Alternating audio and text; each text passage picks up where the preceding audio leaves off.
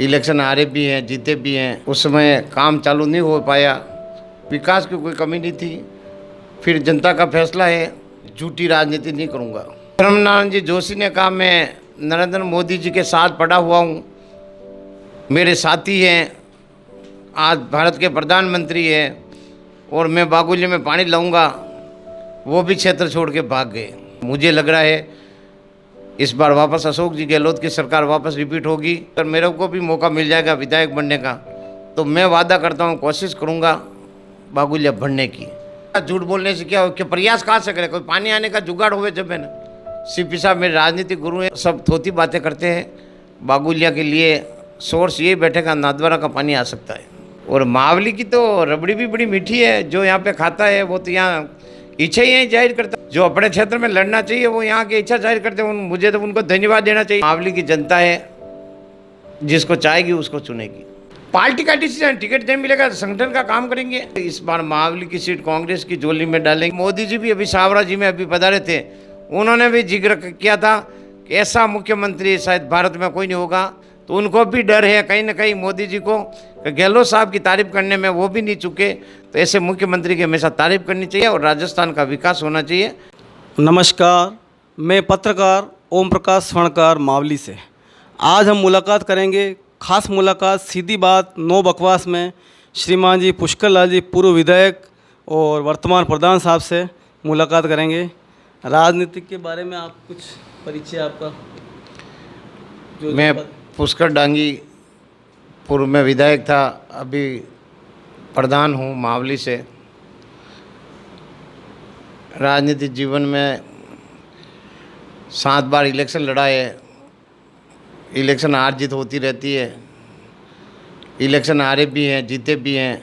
लोगों के बीच में हमेशा रहते हैं, दुख दर्द में एक दूसरे के साथ रहते हैं। ये मेरा राजनीतिक परिचय है। अच्छा, एमएलए पद पर आप रहे थे, विधायक पर, उस समय आपके कार्य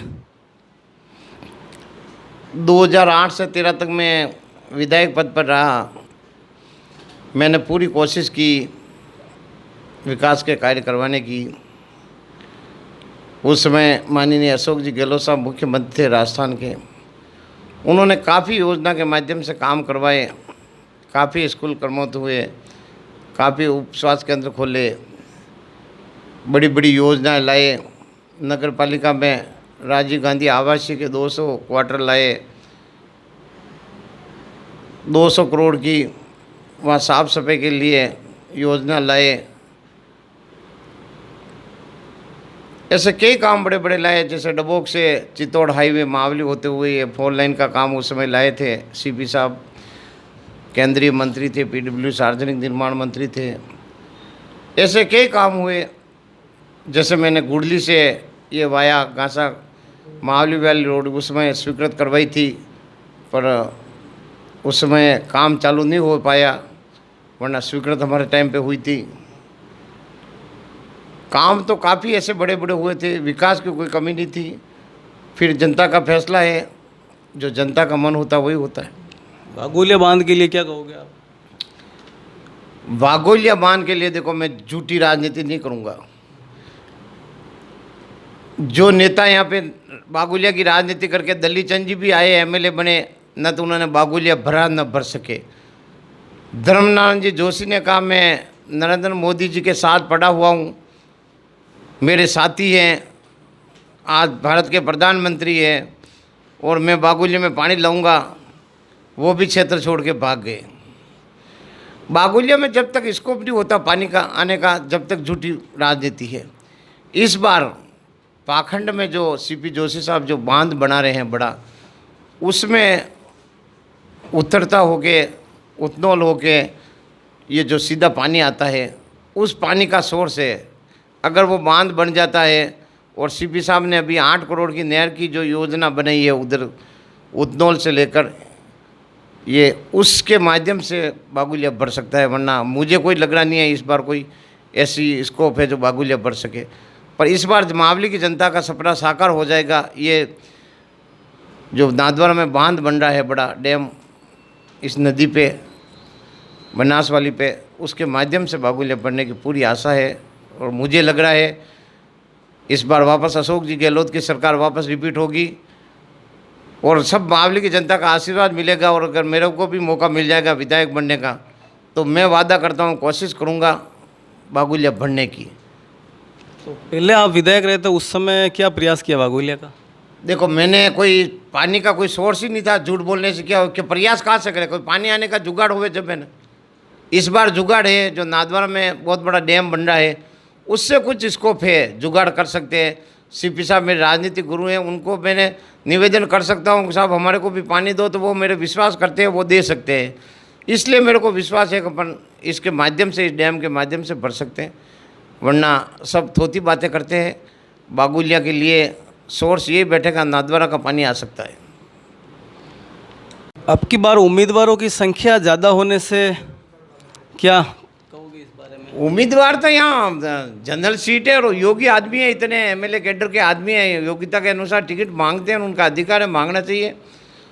और मावली की तो रबड़ी भी बड़ी मीठी है, जो यहाँ पे खाता है वो तो यहाँ इच्छा ही यहीं जाहिर करता है। जो अपने क्षेत्र में लड़ना चाहिए वो यहाँ की इच्छा जाहिर करते हैं। मुझे तो उनको धन्यवाद देना चाहिए, कम से कम उन्होंने मालवी को चुना तो है।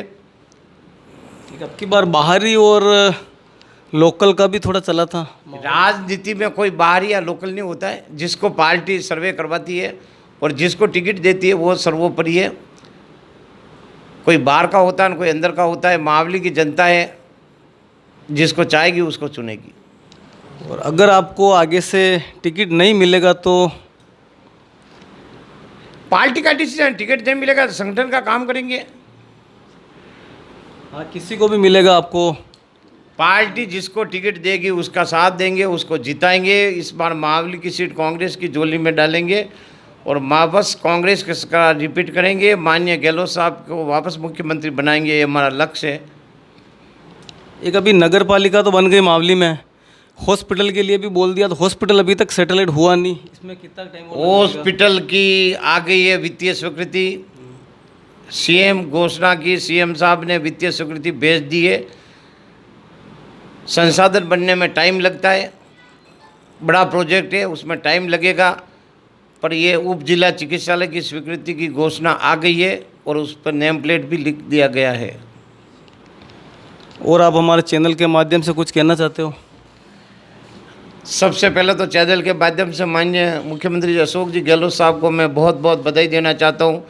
उन्होंने महंगाई राहत कैंप में मावली में आकर जो मावली को सौगात दी, 2 हमारे यहाँ पे नगर पालिका की घोषणा की, हमारे मावली पंचायत समिति की घोषणा, खेमली पंचायत समिति की घोषणा की, गांसा तहसील की घोषणा की, 2 हमारे को सीएससी दी, मावली में पीजी कॉलेज कर्मोन्नत करने की घोषणा की।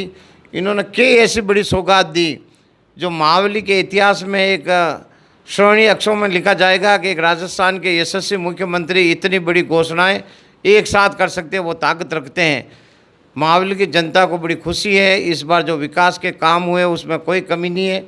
महंगाई राहत कैंप के माध्यम से लोगों के बिजली के 2000 के बिल माफ़ हुए, कुएँ के घर के 200 यूनिट 2 महीने के माफ़ हुए।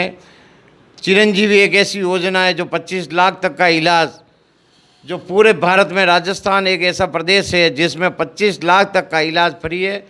10 लाख का लाइफ इंश्योरेंस है उनका, किसी की घर में हादसा हो जाता है तो 10 लाख का तत्काल बीमा मिलता है।